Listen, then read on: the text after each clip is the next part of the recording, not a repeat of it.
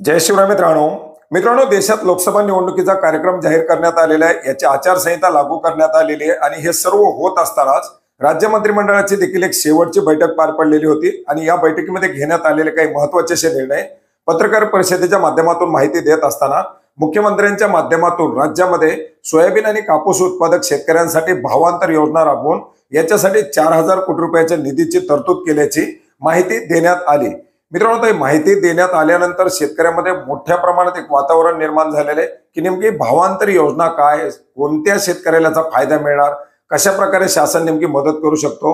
मित्रांनो, एकंदरीत पत्रकार परिषद घेऊन मंत्रिमंडळातील निर्णयाबद्दल माहिती देत असताना जरी या भावांतर योजनेबद्दल माहिती दिलेली असली तरी नेमका याचा अर्थार्थी लाभ शेतकऱ्यांना कसा दिला जाणार आहे हे मात्र कुठल्याही प्रकारे स्पष्ट करण्यात आलेलं नव्हतं आणि याच्यामुळे आणखीनच जास्त संभ्रमाचं वातावरण निर्माण झालेलं आहे। मित्रांनो, एकंदरीत आपण जर पाहिलं तर शेतकऱ्यांनी शेतमाल विकत असताना खूप कमी किमतीमध्ये आपले शेतमाल विकलेले आहेत।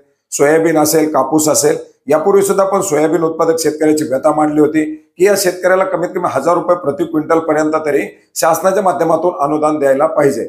मित्रांनो, याच पार्श्वभूमीवरती राबवली जाणारी ही योजना म्हणजे भावांतर योजना।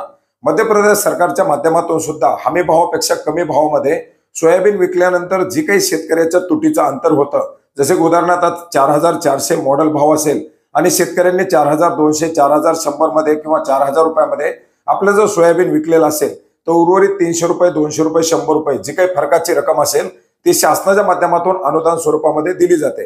जसे की आपण कांद्याला पाहिलं होतं की 350 रुपये प्रति क्विंटल या दरानं कांदा अनुदान देण्यात आलेलं होतं, जे अद्याप देखील शेतकऱ्यांना मिळालेलं नाही। आणि अशाच पार्श्वभूमीवरती आपण पाहिलं होतं की कापसाचा देखील 7,000 रुपये भाव असताना बऱ्याच वेळा शेतकऱ्यांना 6,000 रुपये, 6,200 रुपयापर्यंत आपला कापूस विकावा लागलेला होता। मित्रांनो, याच पार्श्वभूमीवरती मध्य प्रदेश सरकारच्या माध्यमातून त्या राज्यातील शेतकऱ्यांना हे भावांतर योजनेच्या अंतर्गत अनुदान देण्यात आलेलं होतं।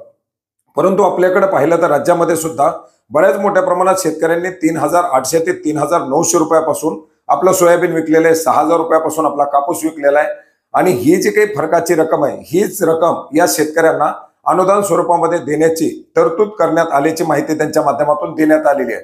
परंतु आता ही तरतूद केल्यानंतर नेमकं दिलं कसं जाणार, कारण आपण जर पाहिलं तर कांदा अनुदान देत असताना शेतकऱ्यांना त्यांच्या बिलाच्या पट्ट्या किंवा त्यांच्या जे काही आपले ई पीक पाहणी असेल, सातबाऱ्यावरील नोंदी, अशा विविध त्या ठिकाणी मागण्यात आलेलं होतं। आता बऱ्याच साऱ्या शेतकऱ्यांच्या माध्यमातून गावातच कापूस सोयाबीन विकलं जातं, बऱ्याच वेळा पट्ट्या बनवल्या जात नाहीत किंवा इतर काही कारणं असतात किंवा आता शेतकऱ्यांनी नेमकं किती विकले, शेतकऱ्यांचं किती विकले, व्यापाऱ्याचं किती विकले याचाही कुठला डाटा नाही।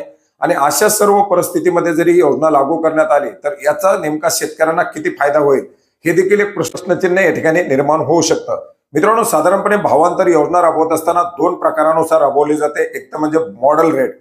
मॉडेल रेटमध्ये राज्यामध्ये दिला जाणारा भाव आणि बाजूची जी काही राज्य असतील त्याच्यामध्ये सध्या सुरू असलेले भाव। बऱ्याच वेळा काय होतं की महाराष्ट्रामध्ये सुरू असलेला दर आणि मध्य प्रदेश, गुजरातमध्ये असलेले दर हे वेगळे राहतात। कांद्याच्या बाबतीत असेल, सोयाबीनच्या बाबतीत असेल, कापसाच्या बाबतीत असेल, याच्यामध्ये देखील मोठी तफावत असते किंवा बऱ्याच वेळा काय होतं की हमी भाव जो आहे त्या हमी भावापेक्षा दर खूप कमी असतो। अशा परिस्थितीमध्ये एकतर मॉडेल रेट किंवा एकतर हमी भाव या दोन्ही मध्ये जी काही तफावत असेल ती तफावत ग्राह्य धरली जाते आणि आता नेमकी कोणती तफावत ग्राह्य धरून शेतकऱ्यांना हे अनुदान दिलं जात आहे हे देखील या ठिकाणी पाहण्यासारखं असणार आहे।